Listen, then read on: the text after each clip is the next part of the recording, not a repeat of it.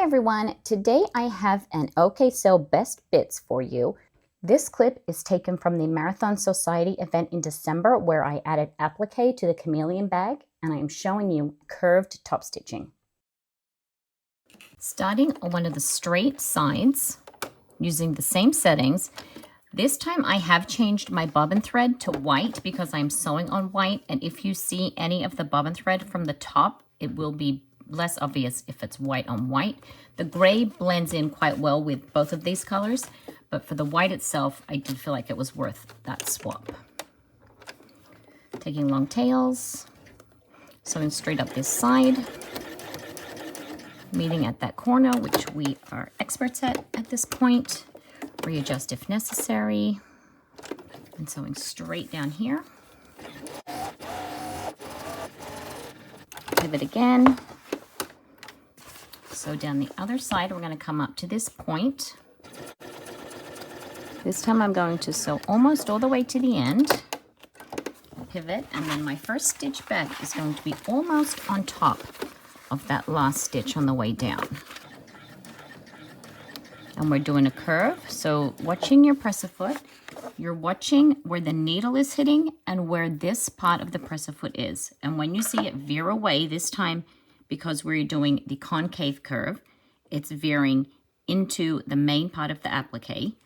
We're going to pivot this way to slide it back into position, 2 stitches, turn it again,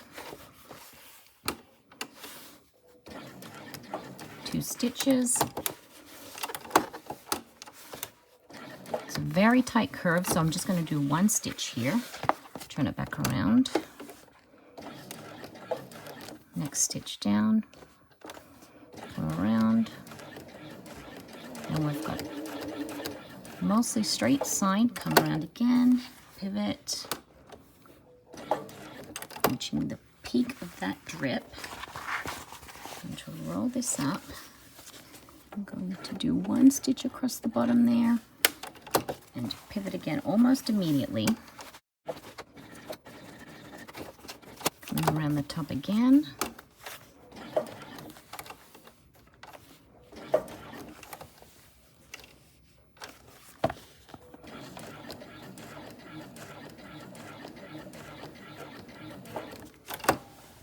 Do another point here. It's kind of a hybrid between a point and a curve, depending on the sharpness of your drip.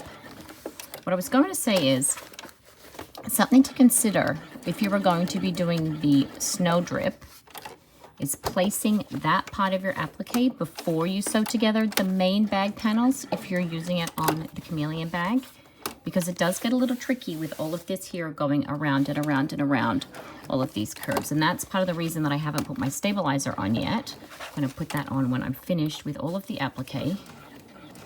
But if you were sewing just the panel, sewing this at the top, you're still going to be able to work out your placement without that base attached, and then you will have an easier time sewing this on. Having the base there is most important for the lower part of your design, but if you were doing more floating elements or doing the drips at the top, then there's no reason for you to build your bag exterior before you do your applique, and you will have an easier time doing it on just the squared exterior piece rather than the 2 pieces sewn together with the base attached.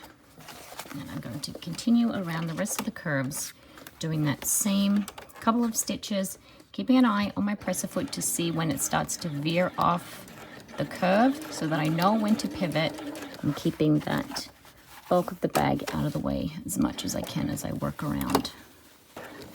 Breathing out on these straight parts, taking my time at the points, be it the convex or the concave points, as I go around all of these curves. You can see this part here where it's just veered away, and I thought to myself, I'll just sew that back across, it won't matter, but I'm not super happy with that. But it is what it is.